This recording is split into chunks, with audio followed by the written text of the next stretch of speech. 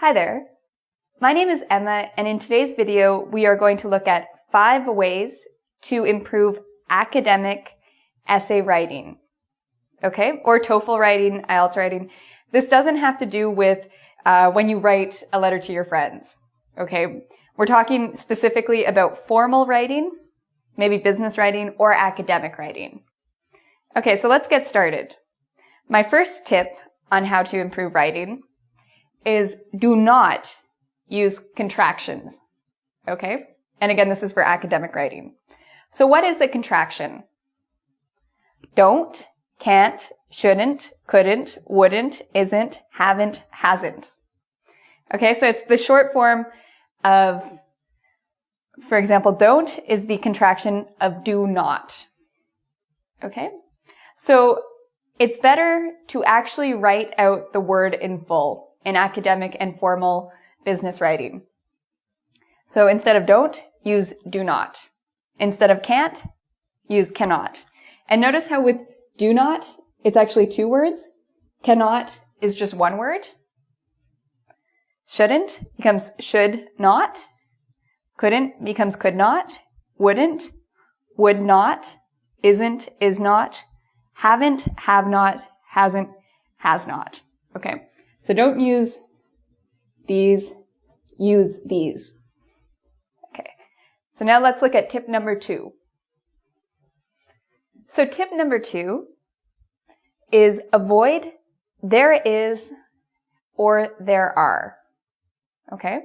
So why do we avoid there is or there are? Well, one of the reasons is when we write, we want to write our ideas clear and concise, meaning we don't want these long sentences. We want our sentences to be to the point. There are adds, extra words that are not needed. So let's look at some examples. A, there are many issues that students face at university. So that's an okay sentence, but if I wanted to make it a better sentence that is more appropriate for academic writing, I would change it. I'd get rid of there are, and I would say instead, students face many issues at university. So you don't need there is or there are.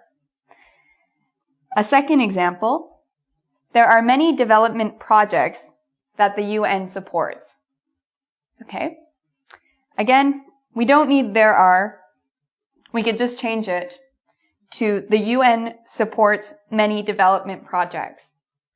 By getting rid of there is and there are, your sentences become stronger and to the point.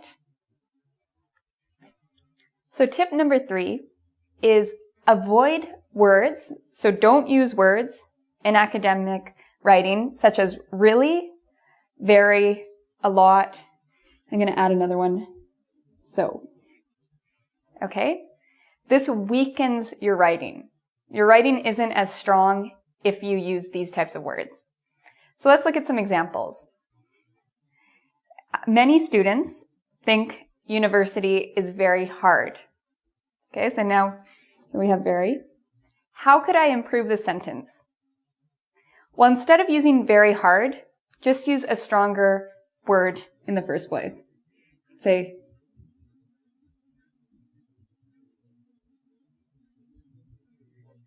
many students think university is difficult.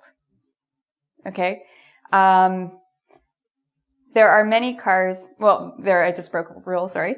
Many cars speed very fast. You could get rid of the very in that sentence, come up with a stronger word for it. So let's look at number B, sentence B. Bill 399 is really controversial. So again, in academic writing, avoid the usage of really. We could just say Bill 399 is controversial. The sentence sounds better. It sounds more formal. Okay. C. A lot of the students, I didn't finish the sentence. I could say a lot of the students live on campus. Now instead of using a lot, we could use the word many students. So we use many if we can count the noun, if it's countable. So instead of using a lot, use many. Or if our noun is not countable, if it's a non-count noun, we can use much.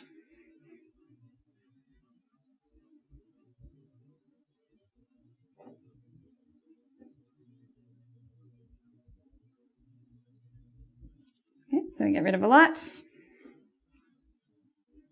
So instead of a lot of the students, now we have many students. Many students face problems in their first year of university. Much time is wasted because of procrastination. Okay? So many and much are both words that are better to use than a lot. And again, the rule is avoid the usage of really, very, a lot, and so.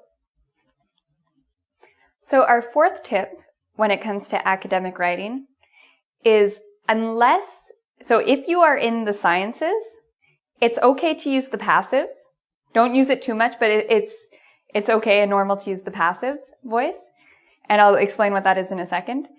But if you are studying humanities, social science, history, psychology, these types of subjects, do not use the passive voice.